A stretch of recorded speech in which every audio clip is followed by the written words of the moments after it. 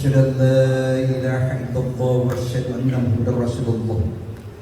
اللهم صل وسلم على سيدنا محمد wa ala sayyidina Muhammad. Amma ba'd. Pertama-tama marilah kita panjatkan puji syukur kepada Allah Subhanahu wa taala sehingga di pagi hari ini kita masih diberikan kesehatan, kenikmatan dan kegiatan oleh Allah Subhanahu wa taala. Untuk itu yang terhormat Bapak Kepala Lapas kelas 2A yang diwakili oleh Pak Diki,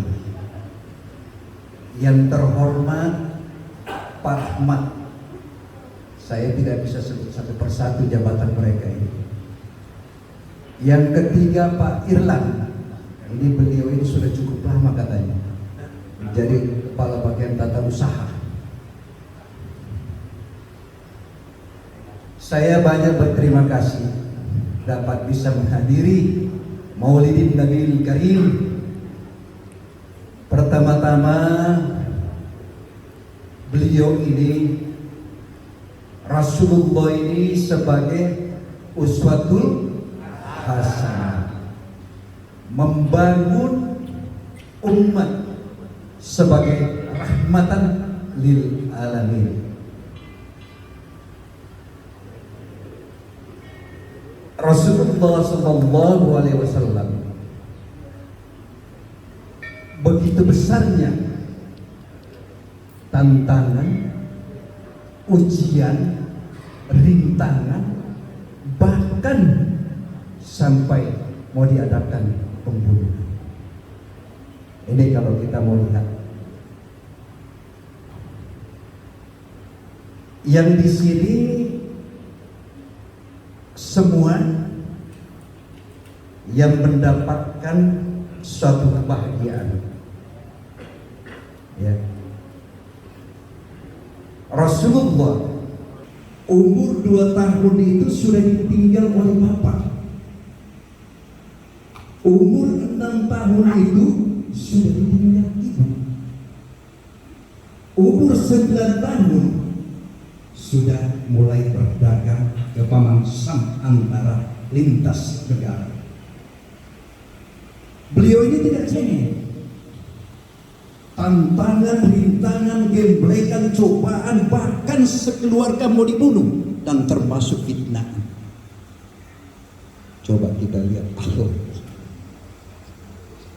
Kalau kita sebagai umat Rasulullah yang ada di depan saya ini terlalu kecil ujian yang diberikan oleh Allah Subhanahu wa taala. Rasulullah sallallahu alaihi wasallam satu saat setelah dia pulang dari sholat, ada seorang Yahudi selalu meludahi beliau. Setiap pulang pasti diludahi. Setiap pulang pasti diludahi. Ketiga kalinya masih juga diludahi. Lalu kemudian keempat kalinya beliau berjalan, sudah tidak ada yang meludahi. Lalu kemudian Rasulullah mencari Yahudi tadi ini. Lalu kemudian dia mencari, lantas kemudian dia temukan orang yang meludahi itu. Lalu kemudian Rasulullah bertemu lagi, melihat dia sakit. Lalu kemudian Rasulullah SAW pulang ke rumah mengambil suatu makanan. Kepada istri Aisyah. Lalu kemudian dia berikan kepada Yahudi tadi ini. Lalu Yahudi mengatakan, siapa kamu? Lalu kemudian Rasulullah menjawab, saya adalah Muhammad. Muhammad siapa? Langganan ente yang tadi meludahi. Oh, kalau begitu kamu yang saya ludahi? Iya. kata Rasulullah. Ini apa? Ini untuk makan. Begitu berapa menit kemudian si Yahudi ini mengucapkan syahadat, asyhadu an la ilaha illallah wa asyhadu anna Muhammadar Rasulullah. Ini cuma karena akhlaknya Rasulullah sallallahu alaihi wasallam. Di dalam ini ada hikmah. Ya, Anda berhadapan dengan hukuman-hukuman itu semua kembalikan kepada Allah Subhanahu wa taala. In ansantum li anfusikum wa in fala, jika kamu berbuat kebaikan, kebaikan pula yang kau dapatkan. Jika kau berbuat kejahatan, kejahatan pula yang kau dapatkan. Coba kita lihat ini. Jadi yang masuk ada di dalam sini, ada hikmah di balik musibah itu. Tidak ada pekerjaan yang halal, ya, tidak ada pekerjaan yang halal dan yang hina kalau kita mau kerja. Coba kita lihat. Cuma karena kita ini tidak memiliki iman, tidak memiliki iman. Kenapa tidak memiliki iman? Bisa masuk ke dalam sini. Tapi semua itu ada hikmah di balik musibah itu. Di balik musibah itu pasti ada hikmah. Ini satu pelajaran buat kita. Kita ambil hikmahnya. Ya, harus sabar. Karena Allah sangat mencintai orang-orang yang sabar. Coba. Jadi yang ada di dalam sini mau ingin cepat keluar, satu kuncinya. Satu kuncinya ialah laksanakan sholat tahajud. Minta kepada Allah. Di keningan malam orang semua tertidur, lalu kamu bermunajat kepada Allah. Wa minal laili fatahajjab bihi. Laksanakan pekerjaan tahajud. Minta pertolongan kepada Allah, jangan minta pertolongan kepada orang lain. Allah pasti bukakan semua itu. Dan mudah-mudahan yang ada di sini dicepatkan oleh Allah supaya bisa keluar, bisa bertemu dengan keluarganya. Ya. Coba lihat itu. Rasulullah ini lahir pada tanggal berapa? 12 Rabiul Awal. Tahun gajah. Kenapa dikatakan tahun gajah? Karena peristiwa itu Abraham mau menghancurkan Ka'bah, lalu kemudian digagalkan oleh Allah Subhanahu wa ta'ala. Coba tingginya Rasulullah ini, tantangannya, rintangan, cobaan nggak pernah berhenti, tapi beliau dengan kesabaran menghadapi semua itu. Yang ada di sini mungkin ada yang punya keluarga, mungkin belum ada yang punya keluarga. Semua harus dipikirkan. Ingat keluarga kita, ingat anak-anak kita. Ya, ini ada hikmah. Kita ambil hikmahnya.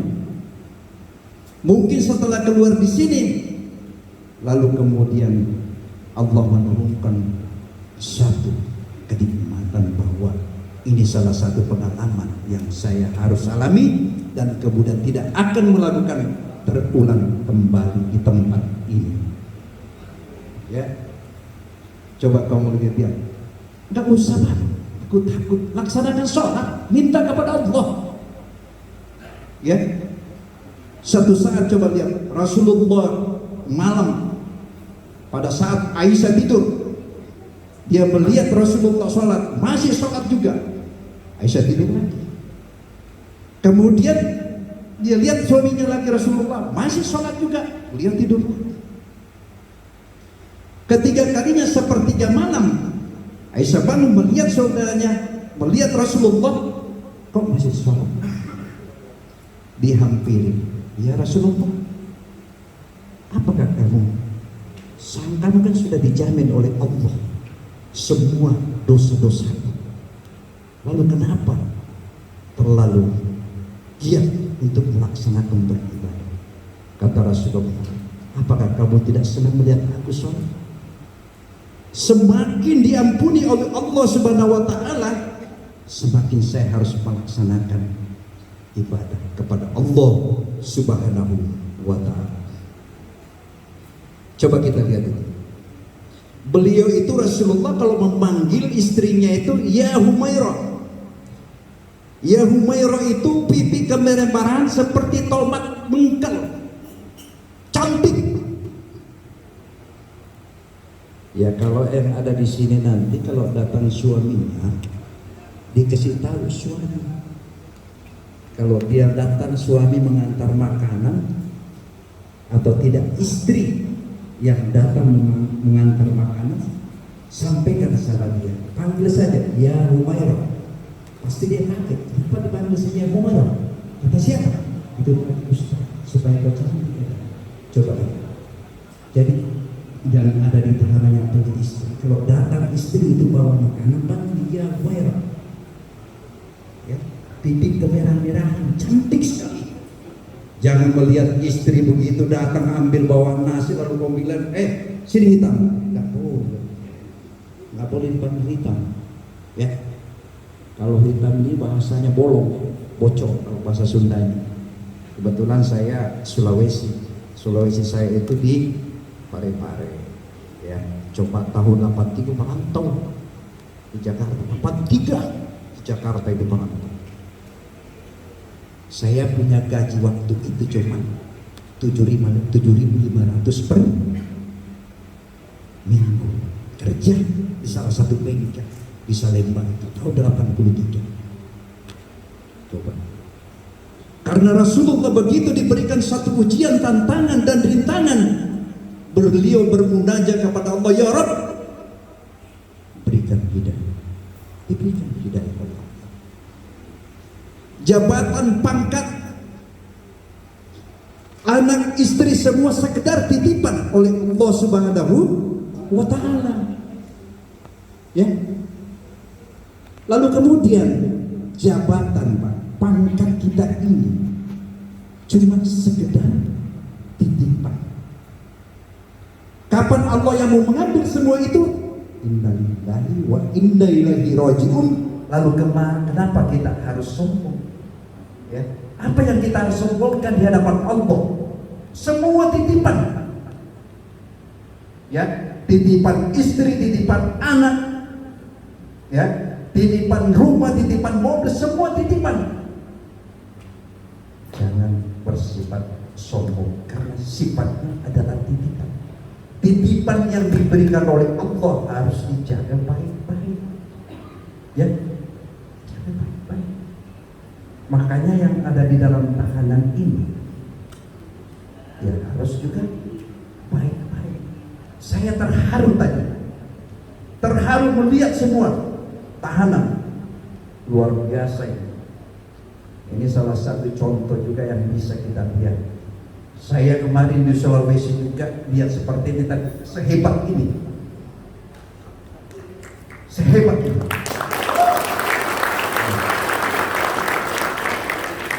Tiga provinsi di lapas belum pernah saya lihat seperti ini, baru kali ini.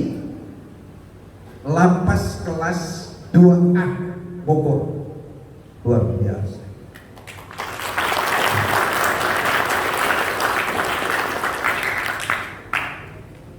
Kalau saya mau tanya, kalau wanita yang belum kawin 11 itu ada nggak? Angkat tangan. Banyak, banyak. Kalau 11 ini yang muda masih ada. Semua sudah berkeluarga. Campur. Yang belum kawin itu tahan nggak? Jujur, ya, tahan nggak? Itu Pak, kalau 1 bulan Pak, kalau tidak dilaksanakan itu, ya tanggung jawab. Kalau tidak dilaksanakan, rontok anak Pak. saja 1 bulan. Saya sendiri kalau ada ustadz dilarang kawin, saya orang yang pertama mundurkan diri, Pak. Ya, ayo, coba. Tetapi jangan dicontoh saya. Kalau saya, katanya ustadz tidak boleh kawin, siapa bilang? Kalau saya tidak boleh kawin, saya berhenti dulu. Jadi penceramah, Pak. Nah, jadi yang ada di dalam sini harus tahan, ya, olahraga. Karena ini barang, Pak, kalau juga tidak tersalurkan, lari ke kepala, rontok. Benar? Biasa berapa hari istri datang? Ya? Kalau jago istri berapa hari? Ada waktunya? Ada tempat? Nggak ada? Siksa, Pak. Tanggung jawab. Tanggung jawab. Oke, kita kembali kepada Maulid tadi. Rasulullah SAW 13 tahun di Mekah hanya untuk menanamkan la ilaha illallah Muhammadur Rasulullah. Akhlak beliau. 13 tahun di Mekah hanya untuk menanamkan akhlak kepada Allah Subhanahu wa ta'ala. Lalu kemudian dia berangkat ke Madinah, 10 tahun dia berdakwah dan bersembunyi. Pelan-pelan Rasulullah berdakwah. Iya. Kenapa dikatakan itu Maulid? Diidentik dengan kelahiran Rasulullah Sallallahu Alaihi Wasallam. Kuat? Masih kuat? Kuat? Satu orang. Bu, kuat bu? Kuat nggak? Yang belum kawin coba angkat tangan. Saya mau lihat yang belum kawin. Hah? Apa? Yang belum kawin coba angkat tangan. Oh, sudah berkeluarga. Alhamdulillah. Alhamdulillah. Ibu tahan bu. Ibu tahan bu. Tahan ya. Sekarang saya kembali. Tenang bu, kita CS. Sekarang Pak coba angkat tangan yang belum kawin. Angkat tangan yang belum kawin. Ya Allah, sedikit banget, lebih banyak yang kawin daripada yang belum kawin. 1, 2, 3, cuma 5 orang, 6 orang. Tahan nggak? Tahan? Hebat. Ini jujur, jujur ini. Ya. Itu yang saya katakan tadi, Pak. Sebulan itu rontok kepala. Coba itu, siksa. Ya saya katakan tadi, macam saya ini kalau nggak bisa kawin saya akan berhenti jadi ustaz aja. Makanya di sini bagaimana kita harus menanamkan nilai-nilai iman kita kepada Allah Subhanahu wa Ta'ala. Di sini Pak, jangan takut. Kalau mau tenang, ya, kalau mau enak, cuma satu yang saya katakan tadi, laksanakan perintah Allah 5 waktu dan bermunajat kepada Allah di saat tengah malam, minta pertolongan kepada Allah. Pasti tenang. Tidak ada nilainya harta, pangkat dan jabatan. Tetapi lalu kemudian kalau hati tidak tenang, tidak ternilai. Karena ada 3 yang mengantar kita. Pertama, harta, keluarga, dan amal. Yang 2 ini tidak sanggup masuk ke liang lahat kubur, yaitu keluarga dan harta. Yang masuk di dalam kubur itu cuma amal semata-mata. Tidak ada daya dan kekuatan kita minta pertolongan kepada Allah. Ya.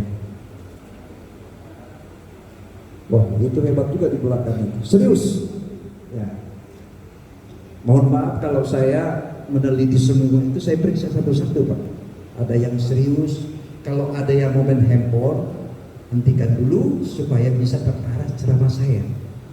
Sebentar jam 12 Anda boleh lihat di YouTube itu. Jam 12 sudah kelihatan keluar itu. Yang nonton itu seluruh dunia. Jadi simpan dulu handphone supaya tenang, ya. Itu. Mari kita lihat Rasulullah Shallallahu Alaihi Wasallam begitu cintanya kepada kita. Di saat detik-detik beliau meninggal, dia mengucapkan la ilaha illallah. Lalu kemudian diucapkan umatku, umatku, umatku. Rasulullah memikirkan umatnya, dia tidak pikirkan keluarganya, dia tidak pikirkan hartanya, dia tidak pikirkan anaknya dan sebagainya, dia pikirkan umatku. Betapa besarnya Rasulullah mengingat kepada kita. Kenapa kita tidak laksanakan? Tiap tahun kita melaksanakan maulid. Karena selama ini sudah campur baur, Pak. Kalau saya maulid ini dianggap bid'ah, ya. Kalau saya Isra Mi'raj dianggap bid'ah. Kalau saya kunut dianggap bid'ah. Kalau saya adakan Muharram dianggap bid'ah. Saya zikir dianggap bid'ah. Saya termasuk dianggap bid'ah. Coba Pak, kenapa kita ini selalu tarik menarik antara kita sesama? Mari kita saling menghargai. Kalau yang tidak mau pakai kunut silakan tidak pakai kunut. Yang tidak mau adakan maulid tidak usah adakan maulid. Tetapi jangan kami caci maki yang melaksanakan maulid, ya. Jangan. Urus masing-masing. Kita ini macam tidak punya pekerjaan, Pak. Ya. Semua dipindahkan kita. Beberapa teman saya ustadz itu memprotes semua itu. Ya. Dulu saya ditanya, Ustaz, kok itu ada beduk di masjid? Ya banyak, kenapa?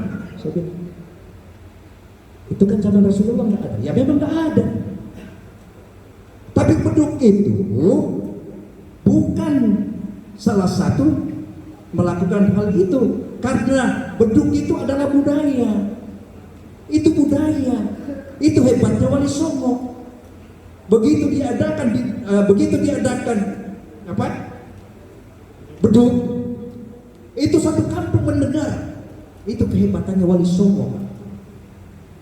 Ya. Begitu dihantam, pak, terdengar satu kampung. Jadi itu beduk itu bukan agama, itu budaya. Ya, kita perlu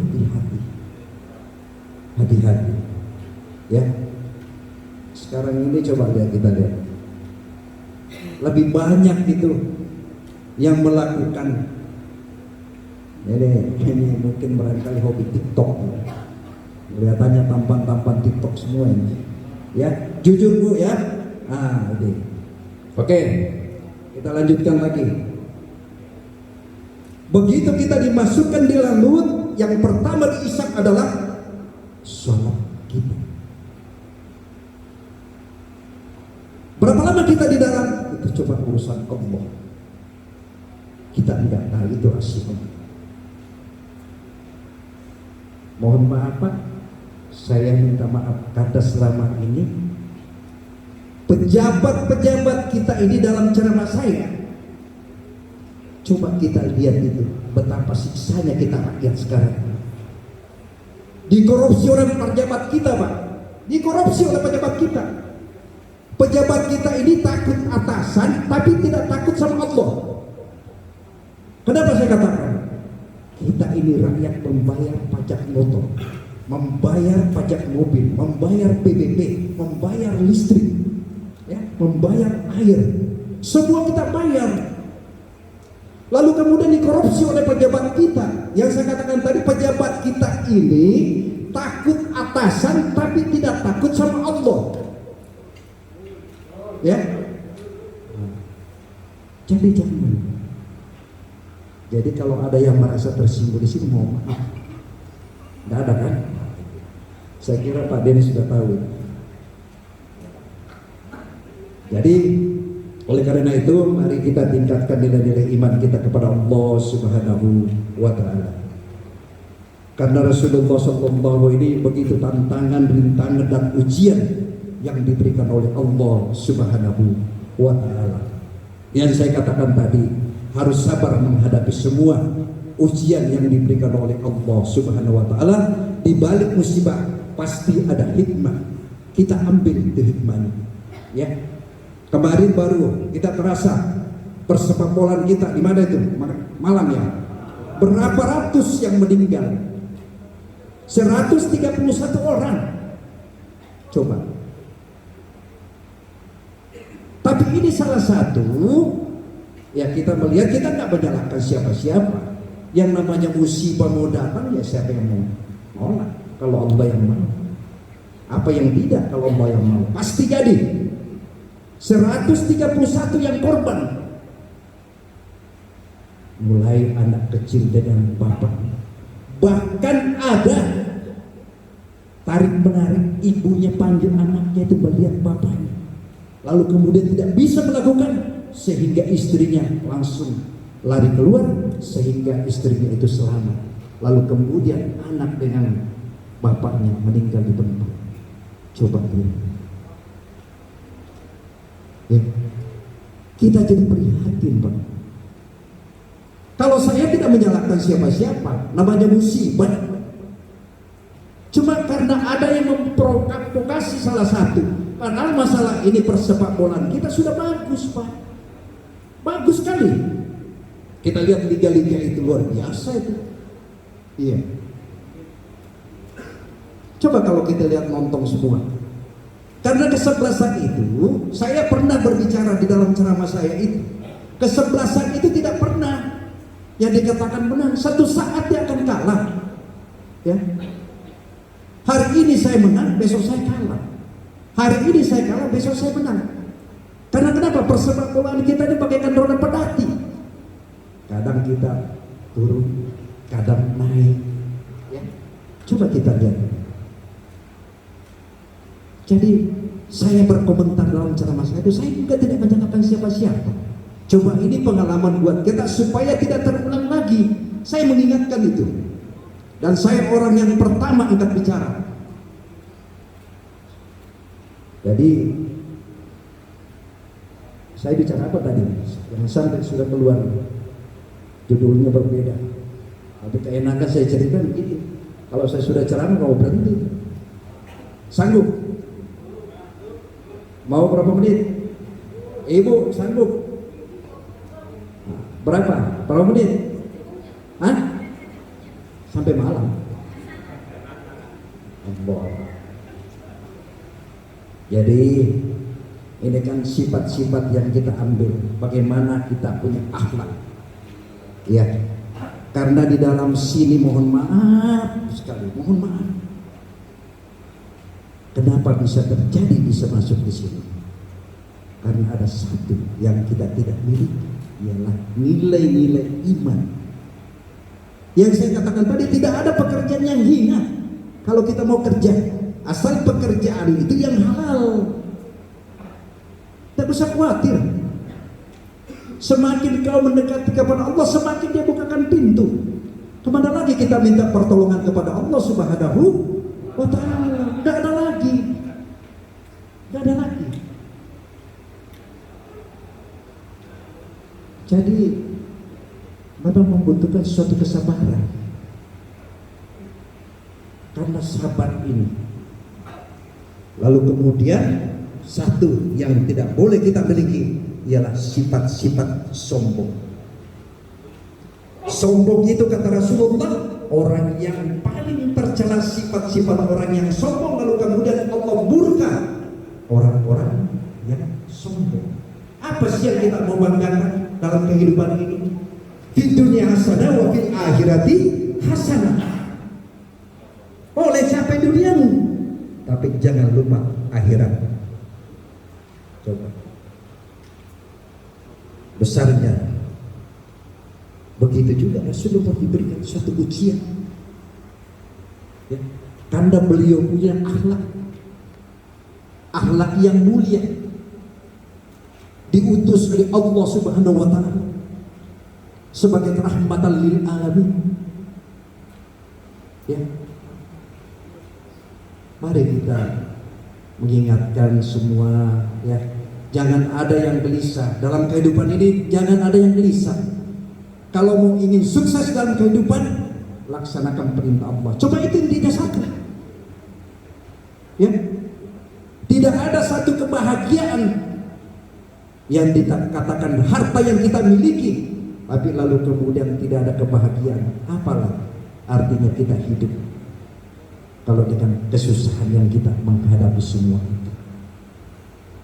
Ya. Tantangan, rintangan Rasulullah itu luar biasa. Ya. Satu saat Rasulullah dia lagi tawaf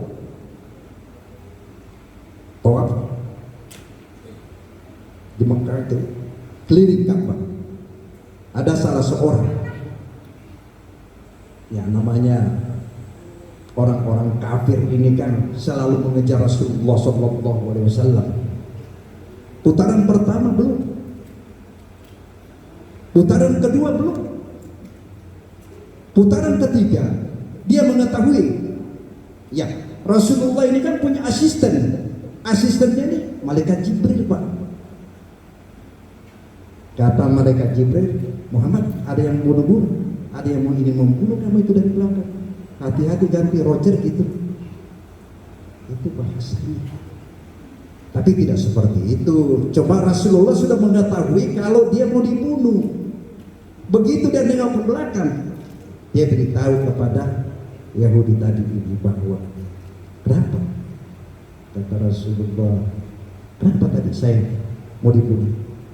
Tidak ya Rasulullah. Kenapa? Mau menjujur. Sekarang kalau saya ambil pisau ini, saya tebas batang lehermu, kata Rasulullah.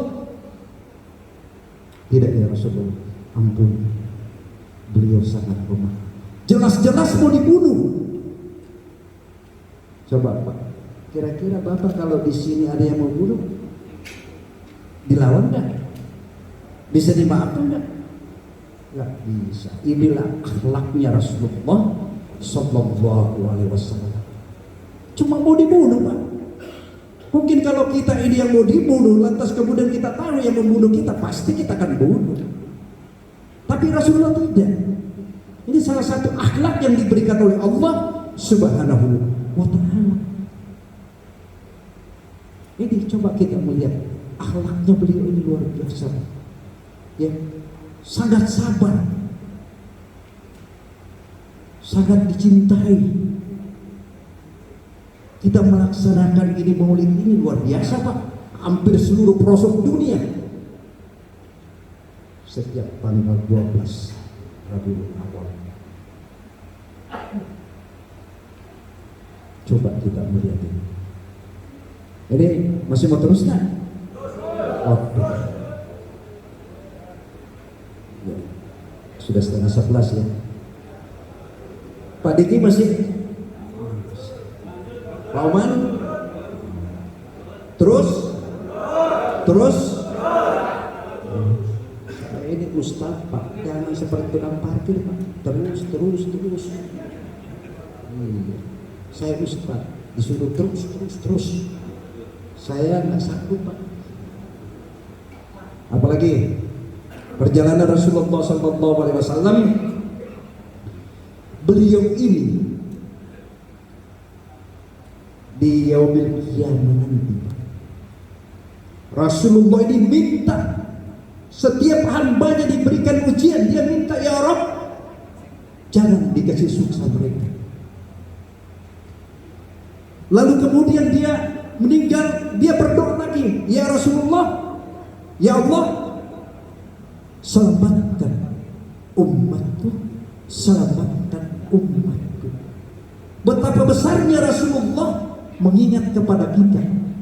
Ada masalah dihadapi Rasulullah, yang pertama mendoa kepada Allah agar supaya diberikan satu hidayah kepada umat. Iya. Pak Diki mau kemana itu? Saya kira dia haus. Banyak kencing dari pagi. Ya, ini yang saya sampaikan bahwa saya pertama kali di sini mengenalkan bahwa kebetulan Pak Umar ini kan saya juga berterima kasih dengan ketua penelitiannya. Baru saya ucapkan tadi mohon maaf Pak Umar. Pak Umar mana? Oh, ada di belakang. Ya. Jadi kalau datang istrinya besok yang antar makanan, ya bapak-bapak ya disampaikan sama istrinya panggil dia Umairah. Kalau dia katakan kenapa dipanggil dia Umairah? Itu kata Ustaz. Jangan katakan saya, bilang katakan kepada Rasulullah Sallallahu Alaihi Wasallam. Dia senang kalau kau bilang Umairah, jangan kau anggap dia sudah jelek, kau panggil dia jelek. Aduh, jadi siksa Pak. Akhirnya dia sakit hati kan. Nah. Siapa? Ibu yang di belakang tidur nggak ya? Jangan tidur tuh. Oh, alhamdulillah sehat semua ya. Jadi begini, tadi saya sempat juga dihubungi kepala lapas dulu bahwa mohon maaf Pak Ustadz, saya tidak bisa hadir ke beliau ya. Saya bilang apa-apa Pak, dan itu suatu amanat dan memang diberikan suatu tugas beliau sehingga tidak bisa hadir di sini. Rasulullah Sallallahu Alaihi Wasallam mengingatkan kepada kita bahwa satu saat kita sebagai umat, beliau ini sampai saat ini dia selalu mendoakan kepada kita umat. Ya, yang saya tadi katakan tadi, kalau saya mau melanjutkan perjalanan beliau ini sampai subuh juga nggak akan selesai Pak. Jadi saya ambil intinya aja, sepotong-sepotong supaya cepat. Ya, berapa orang di sini? Nah, tadi saya bertanya kepada Pak Diki bahwa itu kurang lebih sedikit beda satu huruf 700, jadi 600-900 Pak. Iya Pak Ahmad. Pak Ahmad juga ini segar juga beliau ini. Jadi oleh karena itu marilah kita tingkatkan nilai-nilai iman kita kepada Allah Subhanahu wa taala. Saya minta agar supaya yang ada di sini di dalam ini, saya minta kepada Allah agar supaya cepat dikeluarkan, bisa bertemu dengan keluarganya. Begitu juga ibu-ibu, ya ibu-ibu saya doain. Kita kan tidak tahu Pak, hati manusia itu tidak ada tahu, yang tahu itu cuma Allah. Bisa saja tiba-tiba tak Pak Rahmat dihubungi, niat tahu keluar besok, kaget kan? Coba aja. Ini kalau Allah yang mau, apa yang tidak jadi? Jadi yang saya katakan tadi, mau sukses dalam kehidupan, mau mendapatkan suatu kebahagiaan, laksanakan perintah Allah 5 waktu, itu aja satu. Tidak usah keluar dari rel itu. Mau minta tolong dengan siapa, tidak usah. Ambil sujadah, begitu masuk Allahu Akbar, Allahu Akbar, ambil cepat buru-buru, minta renungkan semua itu. Karena di sini tidak ada yang mau masuk ke tempat ini. Cuma karena satu ujian yang diberikan oleh Allah, sehingga kita mengambil hikmah itu, bahwa kita sadar setelah kita masuk di lembaga ini, ya kan? Baru sadar kan? Tapi ada hikmahnya. Jangan gelisah menghadapi semua, kembalikan kepada Allah. Tidak ada daya dan kekuatan kita kecuali Allah Subhanahu wa ta'ala. Makanya itu kita perbanyak berselawat kepada Rasulullah sallallahu alaihi wasallam. Ya Rasulullah,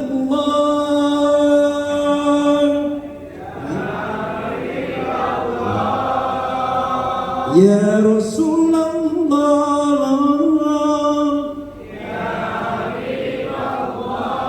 Muhammad ibn Abdullah, Muhammad ibn Abdullah. ibni Abdillah Muhammad ibni Abdillah ya Rasulullah ya Habibullah ya Rasulullah ya Habibullah Muhammad ibni Abdillah Muhammad ibni Abdillah Muhammad ibni Abdillah Muhammad ibni Abdillah Muhammad qala ya Rabbi su'ali ummati fati Muhammad qala ya Rasul. Coba terusin. Terusin. Enggak ada. Ummati fati wasammi hum minal jahi wa ghafaru tunuballah wasammi hum minal jahi wa ghafaru tunuballah ya Rasulullah ya Habiballah ya Rasulullah ya Habiballah Muhammad ibni Abdillah Muhammad ibni Abdillah Muhammad ibni Abdillah Muhammad ibni Abdillah. Enak enggak? Enak enggak? Apanya yang enak? Oh, suaranya. Ini kebetulan saya serak-serak aja. Karena lagu ini yang bawa ciptaan Ustaz Uji Al-Bukhari. Kita doakan mudah-mudahan amal ibadahnya diterima oleh Allah Subhanahu. Apa? Kalau nanti tengah malam kalau kita lihat Rasulullah Sallallahu Alaihi Wasallam, kalau dia sholat sepertiga malam itu kakinya sampai bengkak kakinya karena rajin sholat. Di sini ada nggak yang rajin sholat sampai bengkak ini? Nggak ada. Asam murah. Asam. Ya, kira-kira saya kebetulan juga ada hadir lagi jam 11:30 saya ada acara. Saya lanjutkan ke Jakarta. Mudah-mudahan maulid kita ini bisa kita ambil hikmah pelajaran Rasulullah Sallallahu Alaihi Wasallam. Demikianlah usikum wa nabittaqallah. Wassalamualaikum warahmatullahi wabarakatuh.